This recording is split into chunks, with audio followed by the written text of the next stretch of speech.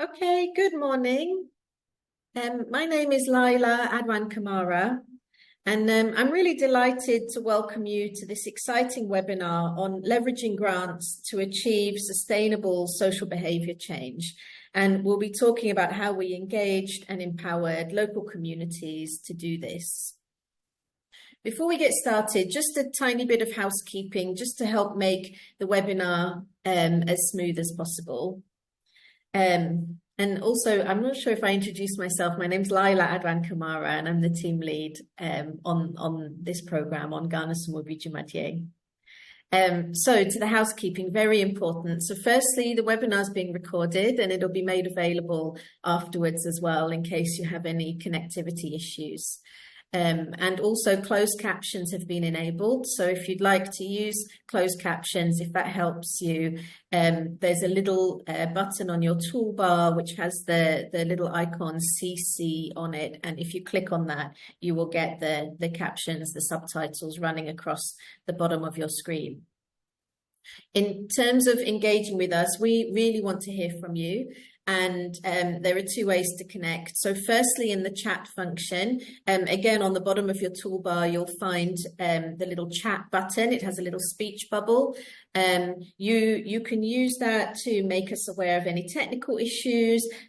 Also, you can use that to introduce yourself to others in the webinar. We really want to hear from you, where you've come from, and also share your own learning. Put in links that are going to be of interest to other people in the webinar, or share your own experiences. That will be fantastic.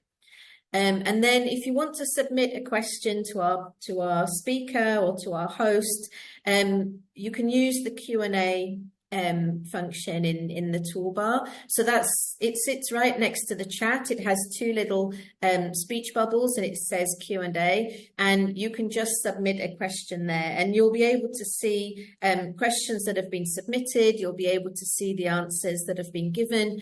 Sometimes the speaker might also speak the answer, but we'll also type there if we can. So I think really that's it for the housekeeping. And we have some apologies from Kathy, who was scheduled to be the host for this meeting, but we're really, really happy to have Lucy here. Now, before I hand over, I want to just tell you a little bit about Lucy. Lucy has spent more than 14 years in the non-profit sector, and 7 of those have been at Sightsavers. And she started in project financing, specializing in neglected tropical diseases, before moving into the disability inclusion sphere. And she subsequently really shifted her focus and found her niche as a program manager, which, as we know, is a really critical role. And she coordinates a portfolio of disability inclusion consortium programs. And she supports implementation teams from design right through to closeout. And we know this from personal experience because Lucy was heavily involved in supporting Ghana Somubi Dwumadie, where she coordinated Sightsavers activities and she supported the team to deliver their work streams. And Lucy, I'm really happy to have you hosting today. I'm going to hand over to you now, and very excited to have this webinar going on. Thank you so much. Thanks, Laila, for the introduction. I'm delighted to be here to host this first webinar in the series for Ghana Somubi Dwumadie. And yeah, I'm really excited to hear all your questions and to hear the presentation as well. So please do engage. It's my absolute pleasure to introduce Joseph Mensah, who will be presenting today and answering questions. And Joseph, if you could just turn your camera on briefly and give everyone a wave, that'd be marvelous. Joseph has more than 10 years practical experience in community mobilization and development, stakeholder analysis, health promotion, social behavior change, right from design through implementation, through to monitoring, learning and evaluation. He also has experience in capacity building and training, research methods, both qualitative and quantitative, health system strengthening, disability and mental health, grants management and migration management. So a huge wealth of experience there, Joseph, from his career. He's also a member of the Global Mental Health Action Network, GMHAN, and is a member of the GMHAN Stigma and Discrimination Working Group. Thanks, Joseph. So the presentation will last approximately 20 minutes, and after that we will take questions. I'll be facilitating that Q&A session, so I do encourage you all to use that Q&A button to enter your questions there during the presentation, and we will answer as many of them as we can at the end before we close in about 50 or so minutes time. So please, enter as many questions as you want, as you can. But for now, I think I will hand over and we will start the presentation. Thank you. Thank you, Madam Moderator. Good morning, good afternoon, and good evening to you all, depending on where you are. It is a great honor to open the Ghana Somubi Dwumadie webinar series with my presentation entitled Empowering Local Communities, Leveraging Grants to Drive Sustainable Social Behavior Change. Below is the outline for my presentation. I'll give an introduction, background of Ghana Somubi Dwumadie program, followed by leveraging grants for sustainable SBC interventions, overview of SBC design and delivery, approaches to deliver inclusive and accessible SBC, community engagement approaches, measuring change and impact, and I'll give some successes, lessons learned, and then I'll conclude with call to action. In this presentation, I'll be looking at local communities in two ways. Community here representing people with disabilities, including people with mental health conditions, and two, community representing civil society organizations, religious and traditional leaders, opinion leaders, media, other community members, program staff, and then partners. By way of introduction, I'll give an overview of some challenges which gave birth to Ghana Somubi Dwumadie program. Without these challenges, Ghana Somubi Dwumadie would not have surfaced at all. And these challenges also helped us to develop our granting mechanism to support CSOs and grantees to deliver a successful SBC intervention. So the first challenge of disability and mental health stigma and discrimination has to do with negative perception and attitudes. By this, I mean misconceptions, fear, use of negative language, religion, cultural factors, and lack of understanding about disability and mental health care. And this can lead to stigmatization and exclusion. The next challenge has to do with barriers to accessing services. By this, I mean inaccessible physical environments, information, and communication can also prevent people with disabilities, including people with mental health conditions, from accessing essential services. And then we have lack of inclusion and representation. People with disabilities, including people with mental health conditions, are often excluded from participating in community life and decision-making processes, and this adversely affects them. And then we have limited awareness and education. There is often a lack of public awareness and an understanding about the rights, needs, and capabilities of people with disabilities and mental health conditions. And then the final one has to do with institutional and systemic challenges. Weak policy frameworks, inadequate resource allocation, and lack of implementation often undermine efforts to promote the inclusion and rights of people with disabilities. So these challenges help the program to develop a granting mechanism and an SBC intervention which was implemented by grantees at their various communities. And again, I would also like to give a few importance of empowering local communities to drive SBC. Why should we empower local communities or local organizations to drive SBC initiatives or interventions? The first one is that it is user-led and participatory. We use user-led and participatory approaches. By this, I mean directly involving people with lived experience of disabilities and mental health conditions is powerful for changing attitudes and challenging stigma. And then another importance has to do with ownership and sustainability. When local communities, including people with disabilities, are empowered to lead the design and implementation of interventions, it fosters a greater sense of ownership. And then we have representation and inclusion. Ensuring people with disabilities, including people with mental health conditions, are leading and fully represented in stakeholder engagement and decision-making processes is very crucial in driving sustainable SBC initiatives or intervention. And then we have capacity building, supporting local civil society organizations, self-help groups, and OPDs to develop the skills and resources needed to implement accessible and inclusive programming is important. And then last but not the least has to do with contextual relevance. Interventions that are designed and led by local communities are more likely to be relevant and responsive to the specific challenges and cultural dynamics of the communities. So all these informed the program to use a granting mechanism to implement the SBC initiative. Let me quickly go over to the program background and objectives. Ghana Somubi Dwumadie is a 4-year disability program in Ghana with specific focus on mental health.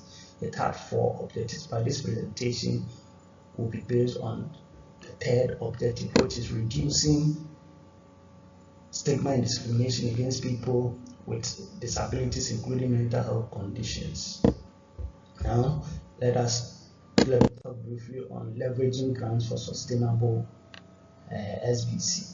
Because we wanted to empower local communities for sustainable SBC, we developed a granting mechanism to support civil society organizations, and this was one of the program's key implementation strategies, which was used to empower local communities. Grants were designed to tackle stigma and discrimination against people with disabilities, including people with mental health conditions, to advocate for their rights. And we went through the following process. We designed application packs that clearly describe the grant making focus. 2, we provided contextual background studies to support the grant project rationale and formulation. 3, we provided tools and templates for successfully submitting applications. And 4, we ran a dedicated online open sessions to answer pre-application inquiries for all potential applicants. And then throughout the project lifespan, we delivered 3 rounds of grants. The first one was on COVID-19 psychosocial resilience. The second one was on evidence and effectiveness, where we had 5 SBC grantees, and then the third was legacy and sustainability. A very important aspect that we have to bear in mind in grant making is to ensure robust alignment of grants objectives and overall program aims and ambitions. This allows for strong program coherence and grants making and grantee activity which directly contribute to program objectives. It also allows collective program reporting within the wider program monitoring, evaluation, and learning systems and results framework. Now, let me move to an overview of the SBC design and then delivery. The program used a participatory process to develop an SBC strategy to guide the design and delivery of accessible and inclusive SBC materials and activities. The process included listening and reducing assumptions. That is where we conducted a formative study to listen directly to people with disabilities and stakeholders in the local communities. And then the second process had to do with ensuring people with disabilities lead the development of the SBC strategy, developing a focused and inclusive SBC strategy, and then user-led delivery.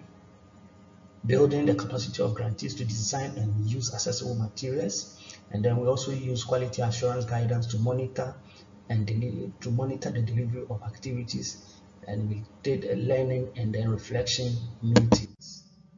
Approaches that we used to deliver inclusive and accessible SBC activities. In targeting stigma and discrimination, you have to be intentional. The program aim was to reduce stigma and discrimination against people with disabilities, including people with mental health conditions, through its SBC intervention. This suggests a focus on challenging negative perceptions, attitudes, and behaviors towards people with disabilities and mental health conditions. And then we also used a user-led and participatory approach. We recruited inclusion champions and ambassadors, and these were people with disabilities, and we also had people with disabilities in leadership positions. We also engaged other stakeholders in the community, such as religious, traditional, and opinion leaders, the media houses,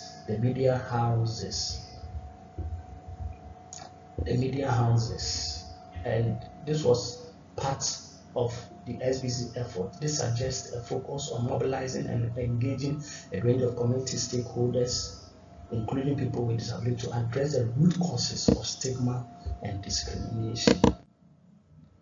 We also engage in capacity building for grantees and others, that is the media houses, inclusion champions, and ambassadors. And we developed a language guide, posters, jingles, leaflets, and then radio scripts, and these were all used to implement the SBC initiative or strategy.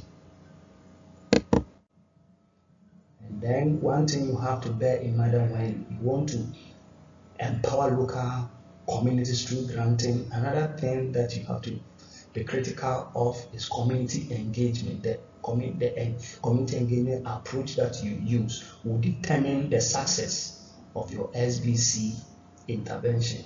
So we kicked off community engagement with a formative study to provide a contextual understanding of the prevailing drivers and manifestations of stigma and discrimination related to disability, including mental health conditions. We also organized a stakeholder workshop made up of people with disabilities to discuss the findings of the formative study. This is where the strategies for meaningful community engagement and co-creation interventions began. We also, after the workshop, some behaviors that needed to be changed were prioritized to address stigma and then discrimination. These prioritized behaviors were developed into the objectives of the social behavior change strategy, which were the key behaviors addressed by the SBC strategy. And these behaviors were language around disability and mental health conditions, community and family support, culture and religion, and the enforcement of laws. This formed the basis of a call for proposals for grants application. We then continue with the call after selecting our grantees who implement their projects in local communities. We organized a co-creation workshop. A co-creation stage was put in place, during which approaches and strategies were developed together as part of an in-depth participatory program approach. This was found to be highly beneficial, as the SBC co-creation workshop helped grantees to operationalize the program SBC strategy within their projects, while prioritizing and creating cohesion and collaboration between activities at the outset before activities began. Specific activities implemented by our grantees to empower local communities. One was community dialogues and then awareness sessions. We organized regular community dialogues and awareness sessions on disability and mental health topics. Grantees invited local leaders, healthcare providers, and community members, as well as people with disability, to participate and share their experiences. They also facilitated open discussions to identify local beliefs, attitudes, and barriers related to stigma and discrimination. The second special activity we had to do with media campaigns and advocacy. We developed grantees together with the program developed targeted media campaigns using radio and social media platforms. We also produced jingles and aired public service announcements and talk shows featuring personal stories and testimonials. We collaborated with local radio stations to amplify messages and promote positive narratives around disability and mental health using the language guide that was developed by grantees in the program. We also created awareness in reducing stigma and discrimination. We use SBC communication materials such as posters, jingles to inform, educate, and influence change at the community level and amongst target audiences. Now, every program you need to measure to see if indeed things are changing. So we also developed a monitoring, evaluation, and learning strategy. And we rolled out this by supportive face-to-face monitoring visits to grantees project sites to provide guidance on effective implementation of their projects and enhance reporting.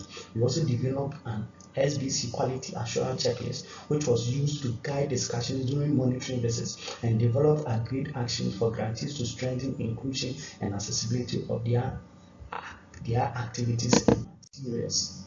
We conducted face-to-face learning and reflection meetings, which provided a valuable platform for grantees to use to assess their progress, share experiences, achievements, challenges, and lessons learned. Now, this picture is telling us that we need to work together to develop effective strategies for making change happen. Even though we gave grants to local organizations, as a program, we worked together with them to develop all those effective strategies that made change happen. Let me now go on to list some successes and achievements. We did a lot, but this is just a few. As at the end of December 2023, the program had directly reached 142,502 people. Approximately 8 out of 10 people with disabilities, including people with mental health conditions interviewed, had seen a reduction in various forms of stigma and discrimination. 76% of respondents were satisfied with measures and structures put in place to protect the rights of persons with disabilities. Now, this poster shows a participant, and let me say what he said. So, quote, "They refused to call us by our real names. Instead, people preferred to describe us by our disabilities. However, that has changed since we were trained to educate the community on positive language use," unquote. This was also said by a chief at one of our implementing communities. So let me quote, "We were enlightened on our role as Nanano towards people with disabilities and people with mental health conditions in our community. Now we wholeheartedly accept these people in our social gatherings." Lessons learned. I'll put this in different subheadings. So the first lesson learned is on ownership and sustainability. When local communities, including people with disabilities, are empowered to lead the design and implementation of interventions, it fosters a greater sense of togetherness and ownership. This increases the likelihood of sustainable social behavior change as the interventions are tailored to the local context and needs. So this picture shows shows how happy these people are because we started with them and then ended with them. Lesson number 2, representation and inclusion. When people with disabilities, including people with mental health conditions, lead and are fully represented in stakeholder engagement and decision-making processes, it helps to ensure their voices and experiences are amplified and their rights are protected. Lesson learned 3, capacity building. Building the capacity of local CSOs empower them to drive long-term social behavior change in their communities. So this is what one of our grantees had to say, quote, "We were educated on governance, leadership, strategic planning, and conflict resolution. I see all these as things that will enhance our work," unquote. Now this is a picture again of people who benefited from our capacity building trainings, and you see our team leader, and then Voice Ghana Now, African Disability Institute. So the last lesson learned is under contextual relevance. Interventions designed and led by local communities are more likely to be relevant and responsive to the specific challenges and cultural dynamics of the community. This increases the effectiveness and sustainability of social behavior change efforts. Now, this picture is about a learning exchange that the program also rolled out, and this is from one of our participants. Quote, this learning exchange is an eye-opener because some of the things we learned are very useful. Example is the market outreach event and the phone call psychosocial support, which can be replicated here in the Volta region. This has provided an opportunity for us to strengthen collaboration even beyond the project period. It's a great opportunity for us as a team, unquote. Now, let me conclude on some call to action, and I want all participants gathered in here to listen attentively and implement this call to action at our various places of work, at our local communities, and wherever we find ourselves. So the first one has to do with empower local voices, amplify change, support community-led efforts to challenge stigma and discrimination against people with disabilities, including people with mental health conditions, amplify the voices of those with lived experiences to drive sustainable SBC. The second call to action is invest in inclusive capacity building, provide grants and resources to strengthen the capacities of local CSOs, self-help groups, and OPDs, empower them to deliver accessible and inclusive programming in their communities. And then the third call to action, challenge stigma and discrimination, shift mindsets, organize and participate in community awareness campaigns that challenge negative perceptions, use of derogatory words, and promote a deeper understanding of disability and mental health. Be an agent of positive social transformation in your community. And then the last but not the least call to action is elevate representation, ensure inclusion, advocate for meaningful participation and leadership of people with disabilities, including people with mental health conditions, in all decision-making processes. Ensure their experiences and perspectives are at the forefront of disability inclusive development efforts. Now, let me end by saying that all these were made possible because of the grant mechanism that the program put in place. And this grant mechanism helped the program to empower local organizations and in turn empower local communities to drive sustainable social behavior change interventions. So I will encourage and urge all of us to identify local communities, to identify local organizations, give them grants, and let them go out there and then implement SBC activities to the benefit of the people. And I believe when we do this, we will see change in every sphere of life, and we'll see change in where we implement our activities. Thank you. For more on what I have shared, for more on the successes talked by the program, lessons learned, significant change stories, and all about using social behavior change interventions to reduce disability and mental health stigma, visit www.ghanasomubi.com. Thank you very much. So great. There's some questions coming in, which is fantastic. But thanks, Joseph. That was really interesting. Before I pick up on some of the questions that are coming in, do please use the Q&A button. Just a couple that I'd like to take moderator's privilege to ask before I ask some of these other ones. The co-creation phase, that's sort of, I feel that's quite unusual in sort of working with grantees to kind of co-create their projects. It'd be great to hear a little bit more about that. Sort of how long did that co-creation phase take, and what was typically involved during that? What were you doing during that time?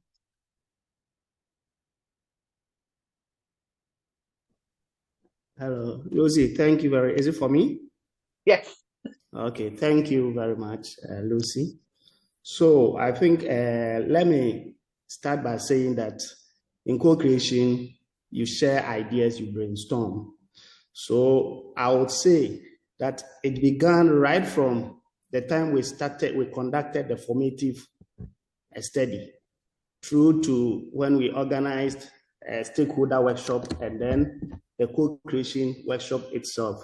So I would say it took not less than 4 months to come together as a team. So when I say come together, the program staff, some community members, and then the CSOs, that is our grantees who implemented the SBC intervention at the various communities. And basically the co-creation was about, as I said, the formative study, the findings of the formative study that we conducted. We had to come together and then share ideas, brainstorm on operationalizing those findings. And since they were, especially the CSOs, that is the grantees, they were the ones going to implement. We needed them on board right from the word go, right from the start, to share ideas and then see how best we can create and develop activities out of the co-creation, out of the findings of the formative study. And together also, during the co-creation stage also, we developed the SBC strategy, which I always say was the Bible, of the program.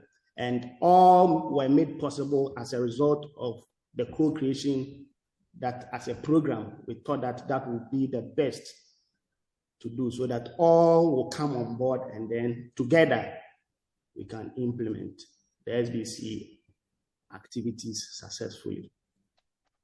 Thank you. Great, thank you, Joseph. That's very clear. We have some questions in the Q&A, which is great. So from Darlington, it's a very interesting question. So it's a great presentation, Joseph. Was there any role digital health technology has played in any of the interventions? Okay. Thank you very much. What's the name? Darlington. Yeah, so, with SBC, you definitely develop posters, leaflets, and what have you. So we recruited a communications company, and I believe they brought in their digital technology. Especially, we developed some jingles from the various communities, and they brought their technology to bear. And at the end of the day, it also contributed in making it possible to reach out to a lot of people. With disabilities, you have to make sure that the materials are accessible. And all these, for me, technology also helped in making most of our materials accessible, especially to people with disabilities. So I would say yes, technology played a role. And site savers also, I quite remember when we started with our materials development, site savers organized a training for our grantees. And those trainings also touched on technology. I mean, what to use and what not to use, especially with respect to color combination and what have you. So yes, digital technology played a role in this. Thank you. Thanks, Joseph. We've got some sort of questions on measuring sort of the monitoring and sort of assessing the impact. And I think that's a really interesting, something that I wanted to ask about, sort of how do we monitor changes and what's the impact? So firstly, we have a question from Leslie. Did you use a specific tool for measuring stigma?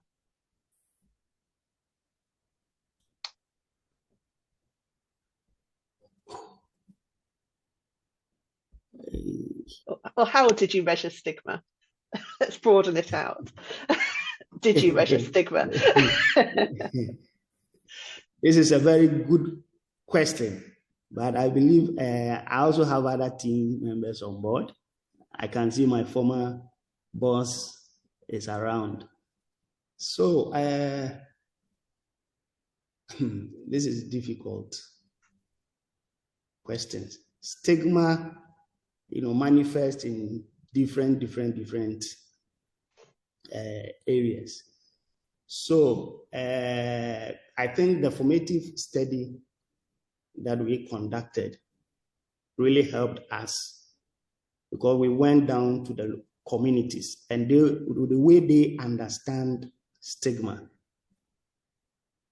That is what they told us, that maybe stigma manifests itself in the choice of words. I mean, the kind of words that we use, the bad, negative words that we use. I mean, at the end of the day, stigmatizes people with disabilities. So, of course, yes, and culture also played a role with stigma. So I don't know if my former boss has something to add. I see Kathy around. I don't know, Kathy, if you wanted to come off mute, that's fine. If not, I appreciate you've just joined. No, that's fine. That's fine. Hi, everyone. I'm Kathy Stephen. I'm the technical lead for social behaviour change at Sightsavers. And I was working with Joseph on this program. Yeah, as Joseph explained, stigma is a complicated concept to measure the change. But what we did under the project was there was a knowledge, attitude and practice survey that was carried out to look at some of the attitudes and practices that surrounded stigma. So to look at the change over time in terms of those stigmatizing behaviors and attitudes and perceptions. But we also conducted a piece of qualitative research. We realized this was an area that we wanted to understand more and in more depth. So hopefully over the coming months, the paper will be published. It's a peer-reviewed paper that we're producing in terms of looking at the changes and the processes we used in terms of stigma reduction to try and better understand how that could be replicated in other places. There is lots of learning on stigma on the Ghana Somubi website as well. You'll find some of the learning pieces that were conducted. And yeah, when that paper is kind of published, we can share out the link with this group, I'm sure. But it is a complicated area, and some of the tools for measuring stigma were not included in the program, but there was some kind of reflections in terms of quantitative data in the CAP survey. Hope that helps a little bit. Great, thank you, Kathy, and welcome back from leave. I think you've been back for about an hour. Great, thank you.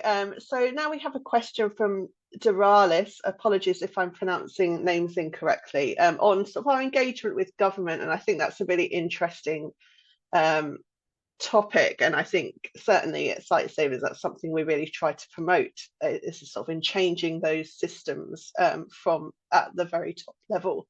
So Joe, did you collaborate with government stakeholders, and what does that look like? And I know there are different types of government stakeholders, both sort of national and local governments, but then also the more traditional authorities as well.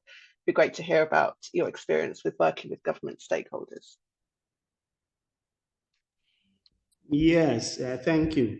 Yes, at the various districts or regions that our grantees implemented the SBC initiative or intervention, yes, they did collaborate with government stakeholders. So stakeholders like social welfare, Department of Social Welfare, National Council for Civic Education, I mean NCCE, they collaborated with them to the extent that even in the Volta region, I think African Disability Institute, I see somebody, but in the Volta region, NCCE, they were even willing to carry out some of the work that African Disability Institute, that is formerly Voice Ghana, did. So there's the collaboration was good, but sometimes in terms of calling meeting them to discuss issues. That one, there were some challenges, but at the end of the day, I think our grantees did very well in partnering with these government agencies at the regional and then district level to implement the SBC activities, because we're thinking of sustainability, because after the project, what next? So it was good that they collaborate very well. They established a very good rapport with government agencies at the regional and then district level, and the grantees did very well in that direction. Thank you. Great, thanks, Joseph. And just following on from that, sort of thinking about the sustainability aspect, and I know part of the granting was on legacy and sustainability. What sort of comes next? So the program's ending, obviously the grants have finished. So what will the grantees do next? What will they take forward? What do you expect will continue? Are they being more included sort of in those conversations at sort of that policy level, for example? Yeah, just some more information on your thoughts on that. Okay, thank you very much. Yeah, so that is why I always say right from the beginning, the program incorporated a capacity building component in the program.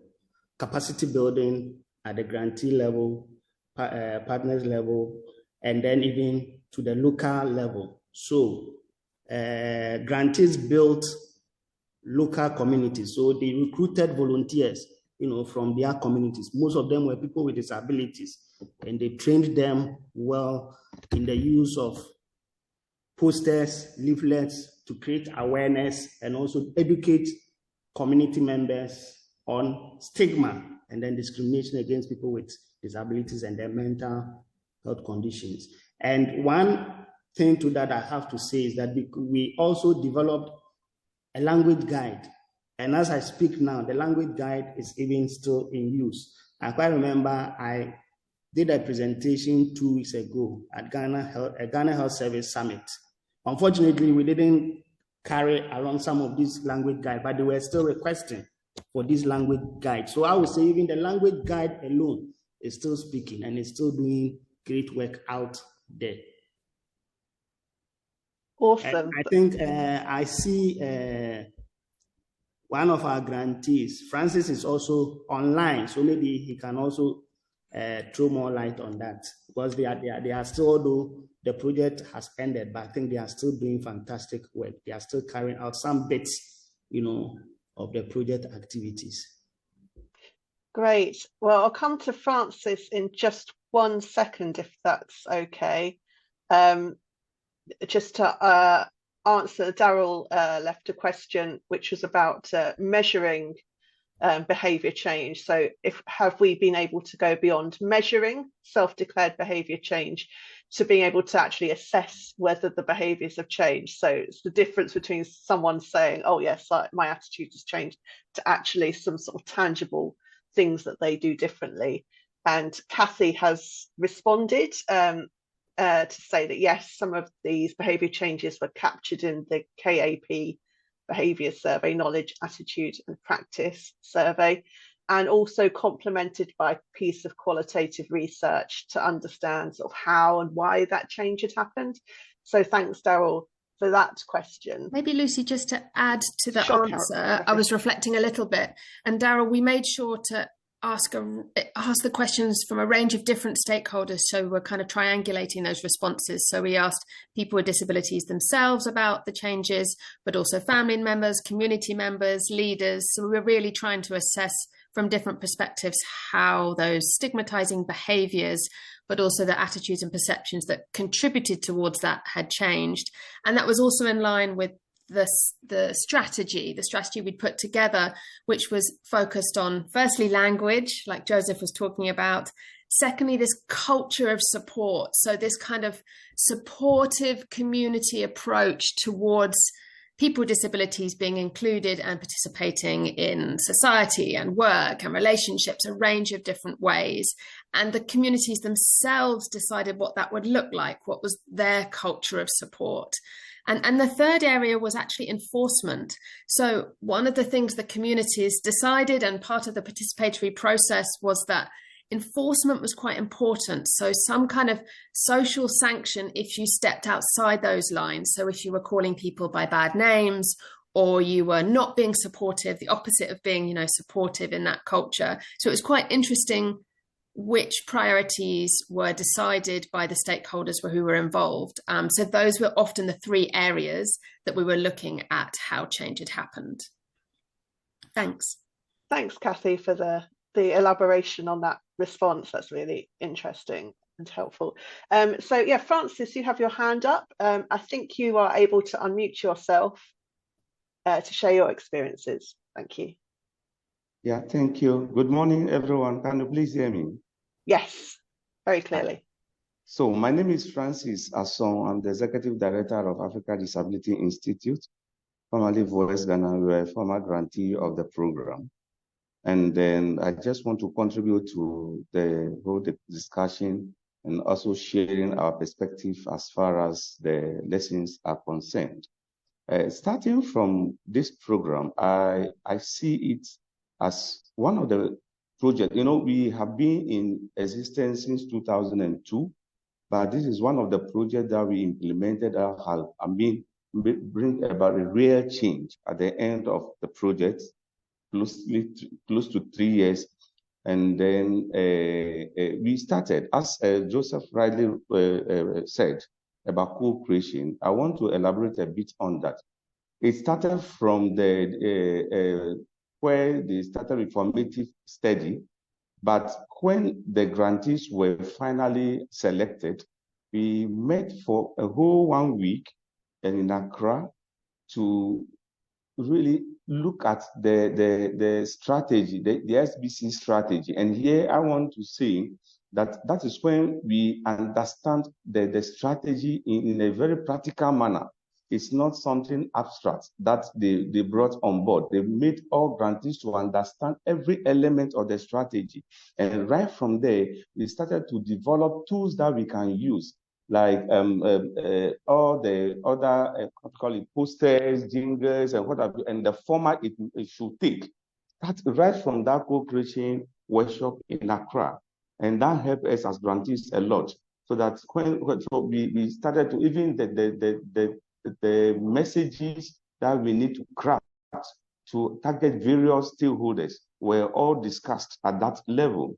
So that is one of the reasons why this program was really successful when it comes to the implementation. Because I also, after all this program, we happen to be implementing another program, but the way they are handling SBC, it seems to go more like something about classroom related discussion as far as SBC is concerned, unlike the practical way the Ghana Somubi Dwumadie has, look at DS. Now, after that, we implemented project in the Volta region, and also OT region. And what we did more was to see to the need for communities to start using derogatory local terminologies or languages in describing people with disabilities, including people with mental health conditions. That was the first work that we did under the strategy. And what we did then was to establish language guide. And in establishing this guide, we brought on board people with disabilities, some users, caregivers, and traditional leaders, religious leaders. The key stakeholders, the stakeholders that matters together to start the conversation with them as to what terminologies can we use that can really best describe people with disabilities in our own language. Because the local language is really everything almost derogatory. And it was then that we were able to really craft the best of or the appropriate terminologies from there. And then we developed this and put this into more like a guide. And we use that to train media practitioners. We use it to train even traditional leaders, religious leaders, and all stakeholders within the program. And as we speak now, we still have the local language guide, which sometimes the churches or traditional leaders or what have you comes in to request for, just to train their membership. And because of time, I'll not go so much, but we also be able to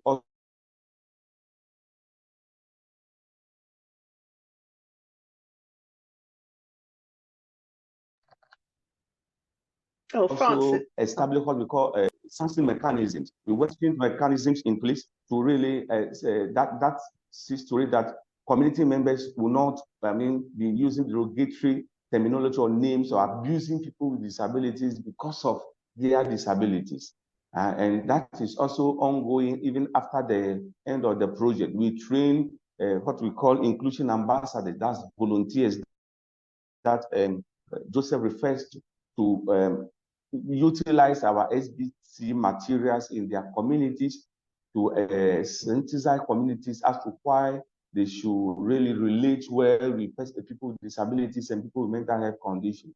And at the end of it all, when we go back to the community, we use observation a lot, home visits, and many others to check if all that we are saying is really making any impact in the local communities. And as Kathy rightly said, people with disability themselves attest to the fact that there has been change in their lives. Then people has really changed their attitude towards them. They are now being included in community development. They are now being more like also seen as sorry to say, for lack of better word, people who really also have rights in the community. And these are some of the things that really I can say is one of the key things that we can highlight from this project as success. There are several success stories and significant success stories there, video documentary on the program and all that, also from our community that we documented quite a lot. But what I want to say in a nutshell is SBC works when it is premised on practical ways of doing this SBC-related work in the community, and the people really understand the tools to use.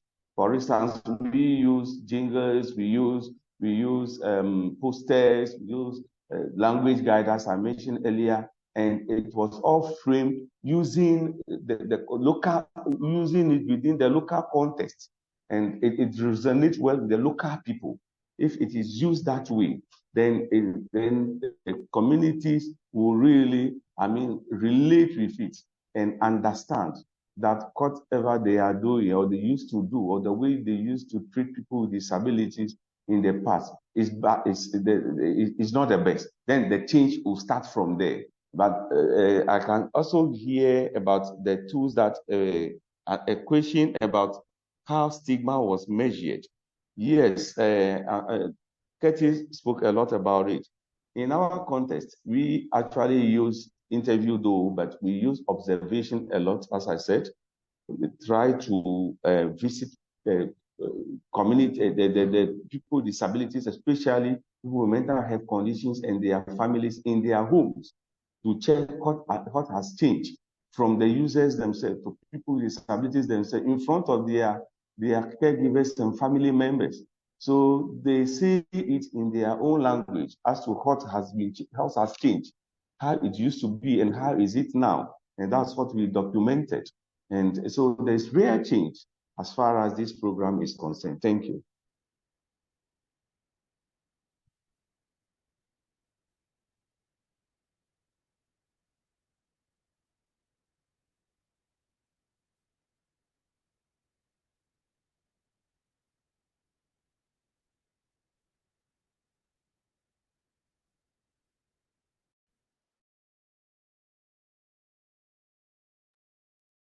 Hello, Lucy's having a technical issue. I think I'm back. Sorry. You're back. Okay. Well, it's okay, Lucy. I'll hand back to you to wrap up. And just a big thank you to everyone for their questions and contributions.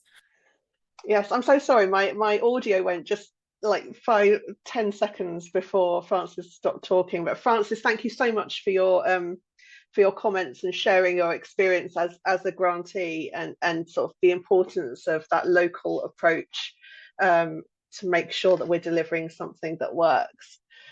We've run slightly over, so sorry about that, but thank you all ever so much, and huge thanks to Joe for the presentation and for answering all of the questions that have come in. I would strongly encourage you to register if you haven't already for the next webinar in the series, and all of the other webinars that are coming up, which you can find on the website. You can email the team from ghanasomubi.com, and at the end of the webinar you'll be taken to the website from which you can register for the other webinars. So please do that. The next one is tomorrow. So thanks everyone. Really good, interesting discussion, and have a lovely day, and see you all at the next webinar.